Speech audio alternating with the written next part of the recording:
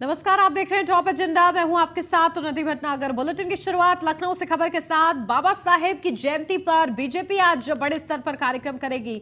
पूरे प्रदेश भर में बूथ स्तर पर कार्यक्रम आयोजित किए गए हैं। सामाजिक न्याय सप्ताह के अंतर्गत कार्यक्रम होंगे। बाबा साहेब की प्रतिमा पर माल्यार्पण अर्पित किए जाएंगे और इस दौरान बड़े स्तर पर तैयारी की गई है बाबा साहेब की जयंती को लेकर, क्योंकि सामाजिक न्याय सप्ताह के रूप में बीजेपी ने इस पूरे हफ्ते को मनाया है। और आज जब बीजेपी की तरफ से सामाजिक न्याय सप्ताह का समापन भी है, बाबा साहेब की जयंती है और इस मौके पर बाबा साहेब को याद किया जाएगा और संविधान के निर्माता के रूप में साथ ही साथ उनके जो आदर्श रहे हैं उसको भी एक बार फिर से संकल्प के रूप में बीजेपी अपने साथ लेकर आगे बढ़ेगी। निकाय चुनाव नजदीक है, लोकसभा चुनाव नजदीक है और ऐसे में आदर्श अंबेडकर, बाबा साहेब अंबेडकर के आदर्शों को याद करते हुए बीजेपी आगे बढ़ने का प्रयास करेगी और इसी के लिए बड़े स्तर पर आज प्रदेश भर में कार्यक्रम आयोजित किए गए हैं। अपडेट लेते हैं, हमारे संवाददाता स्कंदता मिश्रा हमारे साथ जुड़ गई हैं। स्कंदता, क्या कुछ जानकारी, क्या कुछ टाइम को लेकर अपडेट मिल रही है, क्योंकि आज बाबा साहेब की जयंती है, सामाजिक न्याय सप्ताह का समापन है, किस तरीके से कार्यक्रम आयोजित हुए और बड़े चेहरे उन कार्यक्रमों में नजर आएंगे? देखिए, आज बाबा साहेब भीमराव अम्बेडकर की जयंती है और इस उपलक्ष्य में लखनऊ में तमाम जो अलग अलग पार्टियां हैं सभी लोग बाबा साहेब अम्बेडकर की जयंती मना रही हैं और उनको याद करेंगे। ऐसे में अगर भारतीय जनता पार्टी की बात की जाए तो आज उनके सामाजिक न्याय सप्ताह का जो है लास्ट दिन है और समापन होगा। तो ऐसे में बूथ स्तर पर पूरे प्रदेश भर में कार्यक्रमों का आयोजन किया जा रहा है। आपको बता दें, अलग अलग जिलों में उपाध्यक्ष, अध्यक्ष, सभी पदाधिकारी, चाहे वो विधायक हो, सांसद हो, कोई भी हो, सभी लोग आज बाबा साहेब अम्बेडकर की जयंती पर सब उनको माल्यार्पण करेंगे, पुष्पांजलि अर्पित करते हुए नजर आएंगे। और खास बात यह है, मुख्यमंत्री योगी आदित्यनाथ भी जो है मुख्य अतिथि के रूप में पहुंचेंगे और 10 बजे पूरा कार्यक्रम रखा गया है, जिसमें मुख्यमंत्री जी स्वयं पहुंचेंगे और उनको याद करेंगे, माल्यार्पण करेंगे। और खास करके जो बाबा साहेब अम्बेडकर की जो विचारधारा है उसको जन जन तक पहुंचाने की जो है शपथ लेंगे और लोगों को बताएंगे कि किस तरीके से उनकी विचारधारा है, किस तरीके से उसको फॉलो करना है। क्योंकि निकाय चुनाव भी है और निकाय चुनाव को देखते हुए सब लोग जो है अब सभी वर्ग का वोट उनको मिले, इसको देखते हुए भीमराव अम्बेडकर की आज जयंती पर सभी पार्टियों में आज बाबा साहब को याद किया जा रहा है और ये जो दिन है वो काफ़ी ज़्यादा विशेष होने वाला है। और बीजेपी में जो कार्यक्रम होने वाला है इसमें जो डिप्टी सीएम भी मौजूद रहने वाले हैं, वही ब्रजेश पाठक, कैबिनेट मंत्री जयवीर सिंह, तमाम जितने भी कैबिनेट मंत्री हैं वो सब वहाँ मौजूद रहेंगे, क्योंकि सीएम योगी जी खुद आएंगे, खुद वहाँ पर आके बाबा साहेब अम्बेडकर की मूर्ति पर माल्यार्पण करेंगे। और आज आखिरी दिन है सामाजिक सप्ताह का और आज ही के दिन समापन होगा और खास करके जो विचारधारा है बाबा साहेब अम्बेडकर की उसको जन जन तक पहुंचाएंगे। बिल्कुल ठीक है स्कंदता, आप बने रहिए हमारे साथ, लौटते हो आपके पास ज्यादा जानकारी के लिए। एनकाउंटर में मारे गए गुलाम का शव नहीं लेगा परिवार। महदौरी स्थित ससुराल शव जाने की सूचना गुलाम के भाई और मां ने पहले ही ऐलान कर दिया था। एनकाउंटर में मारे जाने पर परिवार शव पर नहीं करेगा दावा। हत्याकांड के पहले से ही गुलाम ने छोड़ दिया था अपना घर। नवाब यूसुफ रोड पर चंदन की हत्या के बाद से परिवार ने रिश्ता खत्म किया था। महदौरी स्थित अपनी ससुराल में रह रहा था गुलाम, तो गुलाम के शव को घर वालों ने लेने से मना कर दिया है। गुलाम और असद का एनकाउंटर हुआ है, कल ही झांसी में एनकाउंटर किया गया और ऐसे में शव को लेने से इनकार कर दिया है गुलाम के परिवार वालों ने। वो अपने ससुराल में रह रहा था, पहले ही परिवार वालों ने रिश्ता तोड़ दिया था गुलाम से और तब से वो महदौरी स्थित अपने ससुराल में रह रहा था और उसके परिवारों ने गुलाम का शव लेने से इनकार कर दिया है। अपडेट लेते हैं, हमारे संवाददाता स्कंदता हमारे साथ जुड़ी हुई हैं। स्कंदता, देखिए यही अंजाम होता है कि परिवार वाले भी शव लेने से उन्होंने भी इनकार कर दिया है। पहले ही उन्होंने रिश्ता तोड़ दिया था जब उसने अपराध की दुनिया में कदम रखा और अपराधी लगातार वो बनता गया। इसको लेकर परिवार वालों ने पहले ही रिश्ता खत्म कर लिया था। देखिए कल जब एनकाउंटर हुआ असद का, उसके साथ में जो एक और शूटर था गुलाम, उसका भी एनकाउंटर हुआ और दोनों के शव को अब जो है उनके करीबियों को सुपुर्द किया जा रहा है। ऐसे में गुलाम जो है शूटर, उसका शव लेने से परिवार वालों ने मना कर दिया है। उन्होंने पहले ही कहा था कि अगर एनकाउंटर में मारा गया तो हम शव पर दावा नहीं करेंगे, हम शव नहीं लेंगे। और जो महदोई है वहाँ पर गुलाम की ससुराल है, वहीं पर गुलाम कई वर्षों से रह रहा था। ऐसे में वहीं पर उनका शव पहुंचाया जाएगा, गुलाब का शव महदोरी में पहुंचाया जाएगा, जहां पर उसकी ससुराल है, जहां पर वो इतने सालों से रह रहा था। इससे पहले जब से उसने क्राइम की दुनिया में कदम रखा था, तभी उसके परिवार ने, उसकी गुलाम की माँ ने और गुलाम के भाई ने उससे रिश्ता खत्म कर दिया था। उनका साफ तौर पर कहना था कि हम इस चीज़ को सपोर्ट नहीं करते हैं, और उन्होंने साफ तौर पर सारे रिश्ते नाते ख़त्म करके और अभी भी उन्होंने शव लेने से मना कर दिया है। ऐसे में उसकी ससुराल में शव पहुंचाया जाएगा। वहीं अगर असद की बात की जाए तो असद का जो पिता है अतीक अहमद, और जो उनके भाई वगैरह है वो वहाँ नहीं पहुँच पाएंगे। अतीक अहमद अपने भाई अशरफ के साथ वो 4 दिन की रिमांड पर है, 17 अप्रैल तक उनकी रिमांड चलेगी। वही अगर बात की जाए असद के बाकी दोनों बेटे के, तो उमर जो है वो लखनऊ की जेल में बंद है, अली जो है वो प्रयागराज की नैनी जेल में बंद है। तो इन दोनों का भी मिलना जो है मुश्किल हो रहा है। असद का जो परिवार है उसको सौंपा जाएगा शव, लेकिन जो भी अतीक अहमद के जो भी ससुराल के लोग हैं, यानी कि जो नाना है, मौसा मामा लोग जो हैं, वो लोग जो है जनाजे में जाएंगे, वो शव को लेंगे और अंतिम संस्कार का जो वो होगा वो सब विधि वो पूरी करेंगे। और कोई भी अगर वहीं बात की जाए शाइस्ता परवीन की, तो शाइस्ता परवीन भी काफ़ी लंबे समय से फ़रार नज़र आ रही हैं। तो ऐसे में अगर शाइस्ता परवीन जनाजे में शामिल होंगी तो उनको अपने आप को सरेंडर करना पड़ेगा। अब देखना होगा कि क्या शाइस्ता परवीन अपने आप को सरेंडर करेंगी या फिर वो जो है जनाजे में शामिल ही नहीं होंगी। तो ये भी देखने वाली बात होगी। दोनों ही जो शूटर थे उमेश पाल हत्याकांड के, जिनका एनकाउंटर हुआ है, उनके परिवार जो गुलाम के तो परिवार ने शव लेने से मना कर दिया, उनके ससुराल पहुंचाया जाएगा। वहीं जो असद का शव है उसमें पिता अतीक अहमद शामिल नहीं हो पाएंगे क्योंकि वो रिमांड पर हैं। उनके भाई भी जो है वो भी, दोनों भाई जो है वो जेल में बंद हैं, और माँ जो है शाइस्ता परवीन वो भी फरार है। इसके अलावा जो इसके अलावा जो बहन है आयशा नूरी, और उनकी जो बेटी है वो भी काफ़ी लंबे समय से फरार है। तो ऐसे में देखना होगा कि क्या कुछ लोग जो हैं करीबी असद के वो शामिल होते हैं उनके जनाजे में, या फिर जो उनके जो नाना साइड के लोग हैं, जो नाना मौसा मामा के लोग हैं, वो लोग ही उनका जनाजा, उनका आज अंतिम संस्कार करते हैं। बिल्कुल ठीक है स्कंदता, आप नजर बना के रखिएगा। बहुत शुक्रिया फिलहाल आपका। झांसी से अब खबर, करीब 3 घंटे हुआ असद के शव का पोस्टमार्टम। 5 डॉक्टरों के पैनल ने पोस्टमार्टम किया। देर रात 2 बजे तक चला असद का पोस्टमार्टम। असद के नाना और मामा शव लेने झांसी जाएंगे, तो करीब 3 घंटे हुआ है असद के शव का पोस्टमार्टम। 5 डॉक्टरों के पैनल ने पोस्टमार्टम किया है। देर रात 2 बजे तक असद का पोस्टमार्टम चला है। तो असद को एनकाउंटर में ढेर किया गया है और असद का पोस्टमार्टम हुआ है। करीब 3 घंटे तक पोस्टमार्टम किया गया है और आज असद के नाना और मामा असद के शव को लेने पहुंचेंगे झांसी। अपडेट ले लेते हैं, हमारे संवाददाता राजीव हमारे साथ जुड़ गए हैं। राजीव, क्या कुछ जानकारी? देखिए 3 घंटे पोस्टमार्टम हुआ है, आज बताया जा रहा है कि नाना और मामा आएंगे शव को लेने। जी बिल्कुल, आपको बता दें कि करीब रात को 12 बजे से लगभग 10:30 बजे से ये पोस्टमार्टम 5 डॉक्टरों की जो के साथ किया गया है, और ये जो पोस्टमार्टम प्रक्रिया है लगभग 2 बजे रात तक चली है। और उसके बाद ये प्रक्रिया जो डॉक्टरों का जो पैनल है वो बाहर निकल आया था। वही आपको बता दें कि सूचना ये भी मिली थी, कल शाम को ही सूचना मिल गई थी कि उनके जो मामा है और नाना है वो झांसी आए थे असद का शव लेने के लिए, लेकिन अभी तक मौके पर कोई नहीं पहुंचा है। अब यह जानकारी मिली है कि करीब 10 बजे तक उनके मामा और नाना झांसी पहुंच सकते हैं असद का शव लेने के लिए। इसके अलावा आपको बता दें कि जो मजिस्ट्रेट हैं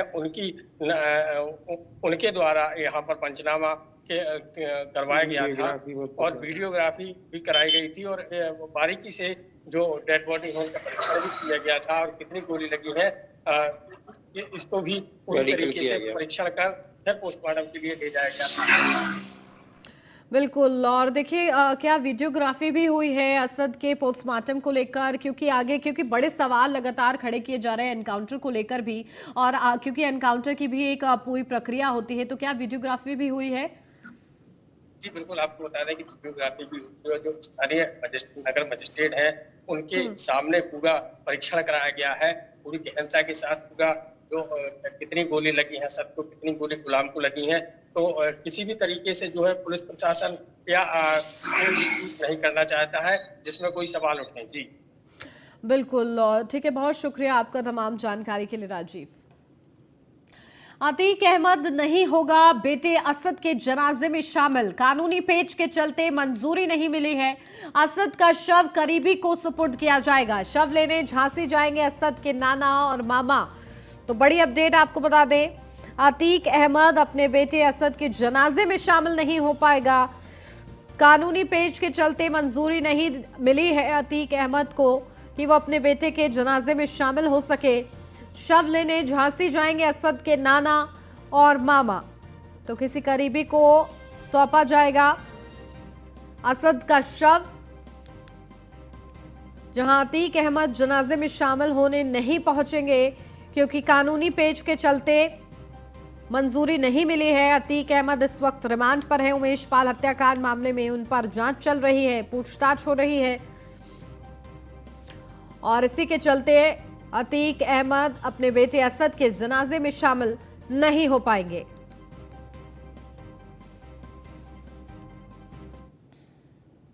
आगरा से अब खबर, केंद्रीय कारागार के डिप्टी जेलर पर लगे गंभीर आरोप। वरिष्ठ अधीक्षक और डिप्टी जेलर पर लगे भ्रष्टाचार के आरोप। अतिरिक्त आहार की सूची बनाकर भ्रष्टाचार करने के आरोप हैं। केंद्रीय कारागार में तैनात चिकित्सा अधिकारी डॉक्टर कुमार गुप्ता ने आरोप लगाए हैं। कई गुना अधिक कैदियों के नाम लिखकर फर्जी सूची पर हस्ताक्षर करने का आरोप है। फर्जी सूची पर हस्ताक्षर न करने पर डिप्टी जेलर ने अभद्रता की है। तो ये बड़ी अपडेट, कई गुना अधिक कैदियों के नाम लिखकर फर्जी सूची पर हस्ताक्षर करने का आरोप है। फर्जी सूची पर हस्ताक्षर न करने पर डिप्टी जेलर ने अभद्रता की है। अपडेट लेते हैं, हमारे संवाददाता कृष्णा त्यागी हमारे साथ जुड़ गए। कृष्णा, क्या कुछ पूरा मामला है? डिप्टी जेलर पर गंभीर आरोप लग रहे हैं। बिल्कुल उन्नति जी बताएं, जिस प्रकार डिप्टी जेलर पर गंभीर आरोप लगाए, भ्रष्टाचार के आरोप लगाए, तो निश्चित तौर से सवालिया निशान उठता है। उनका कहना था कि जिस तरह से गलत कार्यों में संलिप्त होकर वो कार्य कराना चाह रहे थे, उसका उन्होंने विरोध किया। उसके लेकर हालांकि डिप्टी जेलर उनके खिलाफ हालांकि उन्होंने शिकायत भी की है, और इस पूरे मामले में हालांकि उच्च अधिकारियों तक ये पूरा मामला पहुंचा है। अब लेकिन देखने वाली बात यह है कि डिप्टी जेलर और जो सीनियर सुप्रिंटेंडेंट है उनके खिलाफ क्या कार्रवाई होती है, क्योंकि वापस जो चिकित्सक जो अधीक्षक है उनसे अपने मनमानी तरीके से कार्य कराया जाता था। तो निश्चित तौर से उन्होंने इस प्रकार के पूरे मामले को लेकर उच्च स्तर के अधिकारियों को उनसे शिकायत भी की है। और ये देखने वाली बात है उन्नति जी, इस पूरे मामले में डिप्टी जेलर के खिलाफ क्या कार्रवाई होती है, क्योंकि ये पूरे काफी लंबे समय से इस तरह से प्रताड़ित किया जा रहा था। तो काफी जब पानी जब ऊपर हो जाता है तो उसके एवज में उन्होंने जो डिप्टी जेल में जो चिकित्सक अधीक्षक है उन्होंने इसमें शिकायत की है।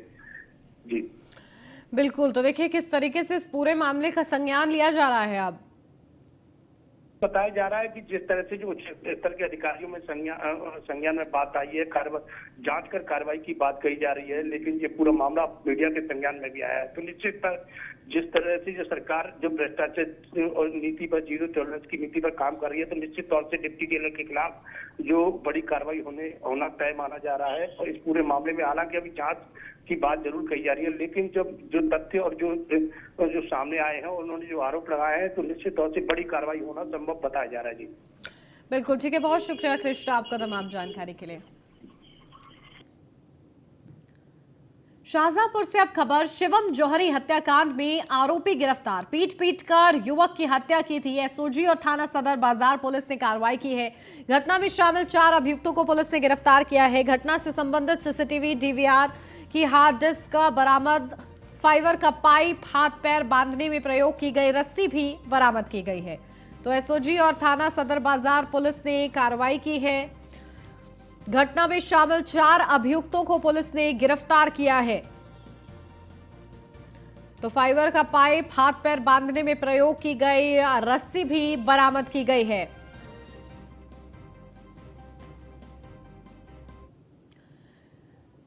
अब खबर नोएडा से है, जहां यूट्यूबर मनीष कश्यप के समर्थन में एक युवक हाईटेंशन लाइन के करीब 90 फीट ऊंचे टावर पर चढ़ गया।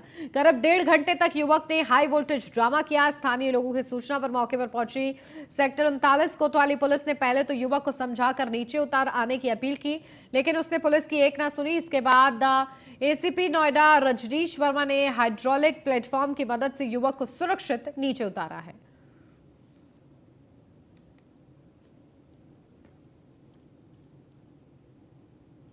बुलंदशहर में तेज रफ्तार का कहर, जेवर रोड पर अज्ञात वाहन ने टक्कर मारी। हादसे में 2 की मौत हो गई, 1 घायल बताया जा रहा है। घायल के उपचार के लिए उसे भर्ती कराया गया है। कोतवाली देहात क्षेत्र के गंगेरुआ फ्लाईओवर का ये पूरा मामला है। तो जेवर रोड पर अज्ञात वाहन ने टक्कर मारी है। हादसे में 2 की मौत, 1 घायल बताया जा रहा है। तो घायल को उपचार के लिए भर्ती कराया गया है। कोतवाली देहात क्षेत्र के गंगेरुआ फ्लाईओवर का पूरा मामला है।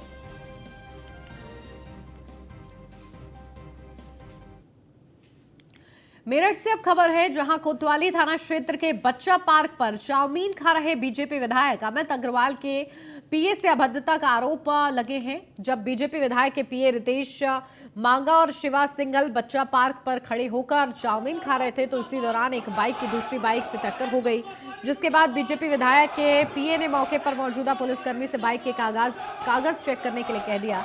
जहां इंस्पेक्टर कोतवाली संजय वर्मा का पारा हाई हो गया और उन्होंने रितेश मांगा और बीजेपी कार्यकर्ता शिवा सिंगल को उठाकर थाने ले आए, जिसके बाद घटना की जानकारी मिलते ही सैकड़ों कार्यकर्ताओं ने थाने का घेराव करते हुए हंगामा शुरू कर दिया।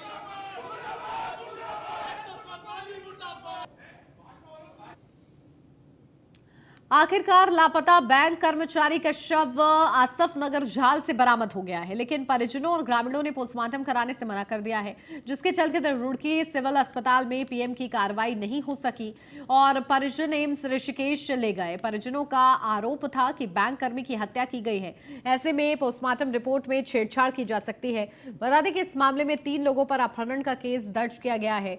बता दें कि गंगनहर कोतवाली क्षेत्र के मतलबपुर निवासी विक्रम सैनी रुड़की के भारतीय स्टेट बैंक में चतुर्थ श्रेणी कर्मचारी थे। बीते रविवार की शाम उनके पास से एक नंबर से फोन आया था, जिसके बाद वो घर से चले गए थे, लेकिन वापस नहीं लौटे। पुलिस परिजनों के मुताबिक करीब 7:30 बजे विक्रम ने अपनी बहन के पास फोन कर बताया था कि कुछ लोग उसे परेशान कर रहे हैं।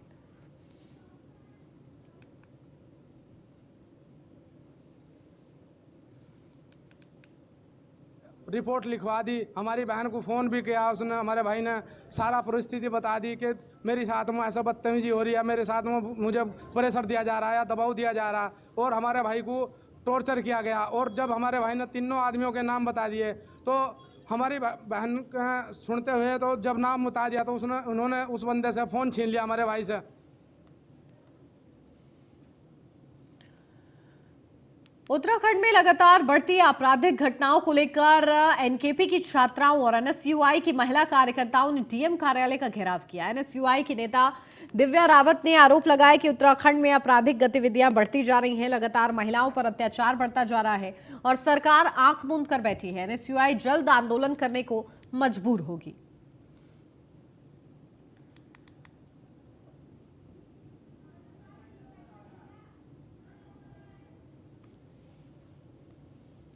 और इसी के साथ इस बुलेटिन में बस इतना ही। खबरों का सिलसिला आगे भी जारी है। आप बने रहिए न्यूज़ 1 इंडिया के साथ।